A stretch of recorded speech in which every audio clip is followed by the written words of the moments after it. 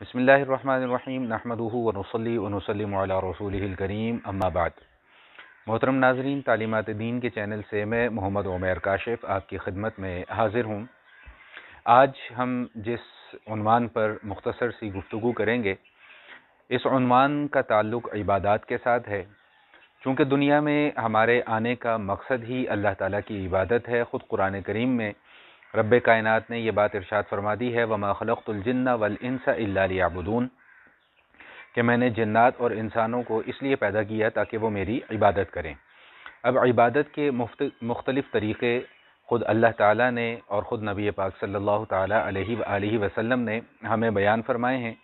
اس کی مختلف شکلیں ہیں، مختلف طریقہ کار ہے، جن میں نماز بھی ہے، جن میں زکوٰۃ بھی ہے، جن میں دیگر ذکر اذکار بھی ہیں۔ کچھ عبادات ایسی ہیں جن کا تعلق فرائض کے ساتھ ہے، کچھ عبادات ایسی ہیں جن کا تعلق سنن کے ساتھ ہے، کچھ عبادات ایسی ہیں جن کا تعلق نوافل کے ساتھ ہے۔ تو جہاں فرائض کی اپنی تاکید اور ایک اہمیت ہے، وہیں پر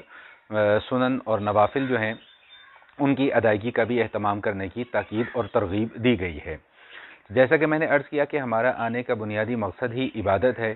تو اس عبادت میں جتنا زیادہ سے زیادہ وقت اللہ کو دیا جا سکتا ہے، اللہ کی بارگاہ میں پیش کیا جا سکتا ہے، وہ ہمارے لیے اتنا ہی بہتر ہے۔ آج میں آپ کو ایک مختصر سا ایسا عمل بیان کروں گا آپ کے سامنے کہ جس عمل پر جس کو اگر اپنی زندگی کا معمول بنا لیا جائے تو پوری زندگی ساری کی ساری رات عبادت کرنے کا ثواب جو ہے وہ نامہ اعمال میں لکھا جاتا رہے گا۔ صحیح مسلم کی حدیث ہے جس میں نبی مکرم صلی اللہ علیہ وآلہ وسلم نے ارشاد فرمایا ہے کہ من صلی العشاء فی جماعت، کہ جس شخص نے عشاء کی نماز جماعت کے ساتھ ادا کر لی، فکأنما قام نصف اللیل، تو وہ گویا کہ ایسا ہے کہ جس نے آدھی رات اللہ تعالیٰ کی عبادت کی۔ اور پھر عشاء کی نماز جماعت کے ساتھ پڑھنے کے بعد پھر اگلے دن من صلی الصبح فی جماعت، کہ جس نے صبح یعنی فجر کی نماز بھی جماعت کے ساتھ پڑھ لی، تو فکأنما صلی اللیل کلہ، تو وہ ایسا ہی ہے کہ جیسا کہ اس نے ساری رات اللہ تعالیٰ کی عبادت کی۔ تو ان دو نمازوں کا اہتمام اگر جماعت کے ساتھ کر لیا جائے تو ساری رات نفلی عبادت ادا کرنے کا ثواب جو ہے وہ بندے کے نامہ اعمال میں لکھ لیا جاتا ہے۔ ایک بات ہمیشہ کے لیے ذہن نشین فرما لیجئے گا کہ جو فرائض ہیں، فرائض کا کوئی نعم البدل نہیں ہے، فرائض کا کوئی متبادل نہیں ہے۔ یہ جو نفلی عبادات ہوتی ہیں یہ ہمارے لیے بونس پوائنٹس ہوتے ہیں۔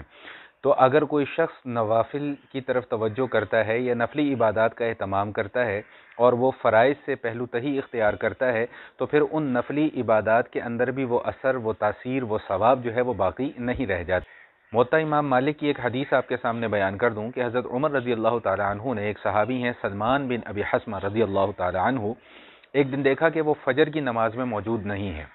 تو حضرت عمر رضی اللہ تعالی عنہ نے نماز فجر کی ادائیگی کے بعد باہر نکلے اور ان کے گھر کی طرف تشریف لے گئے اور گھر جا کر ان کی والدہ سے دریافت کیا کہ سلمان جو ہیں وہ آج فجر کی نماز میں کیوں نہیں آ پائے۔ تو ان کی والدہ نے جواب دیا کہ انہ بات یصلی فغلبتہ عیناہ، کہ یہ جو سلمان ہے یہ ساری رات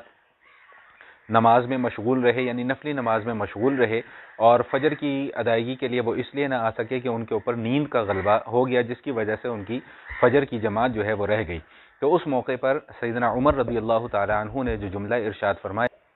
کہ میں فجر کی نماز میں حاضر ہو جاؤں، یہ مجھے ساری کی ساری رات اللہ تعالیٰ کی عبادت کرنے سے بھی زیادہ میرے لیے بہتر اور زیادہ افضل ہے۔ معلوم یہ ہوا کہ جو فرائض کی ادائیگی ہے، نوافل کی ادائیگی کسی بھی صورت میں فرائض کا نعم البدل یا ان کا متبادل نہیں ہو سکتی۔ تو بہرحال خلاصہ کلام یہ تھا کہ نوافل کی اپنی ایک اہمیت ہے، فرائض کی اپنی ایک اہمیت ہے۔ فرائض ادا کرنے پر یقیناً اجر و ثواب ملتا ہے، لیکن ان اجر و ثواب میں اضافہ جو ہے وہ نوافل کے نفلی عبادات کا اہتمام کرنے کے ساتھ بھی ملتا ہے۔ تو نبی مکرم صلی اللہ علیہ وآلہ وسلم نے یہ بہت آسان نسخہ